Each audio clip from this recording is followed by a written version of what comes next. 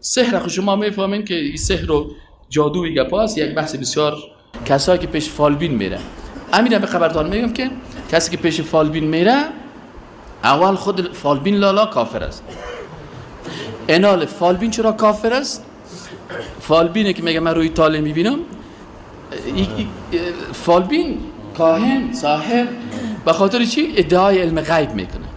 مثلا میگه بگیم او فلانی خان آجی صاحب با که یک فال تا ببینم اینه بخیر 6 ماه بعد یک زن میگیری بزن دوستات راسخ تو دیگه خوشحال اینه منطقه یک گپ است که ستاره تو اویست از او آتشیست. من برای تبدیلش میکنم، یعنی تقدیرتان چی میکنم؟ تبدیل میکنم. انال این نفره که ای ادعا را میکنه علم غیب ادعا کرد نکرد، تغییر تقدیر ادعا کرد نکرد. الله تو را بچه میتم دختر میتم من بعد بچه میسازم، یک تاویز بچه میتمت. فهمیدی یعنی؟ انال چی شد؟ ای کافر شد به خاطر که صفت از صفات الله را به خود چی کرد؟ نسبت داد.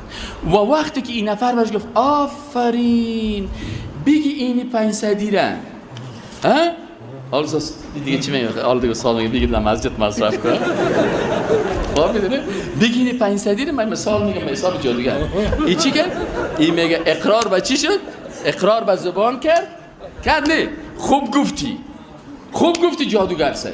و اینی 500 را بگی تصدیق اقرار به زبان کرد، تصدیق در قلب کرد و 500 را داد عمل بالجوارح شد. صحیح شد نه؟ پس کسایی که پیش فالبینا میشینن مطلقاً کافر میشن.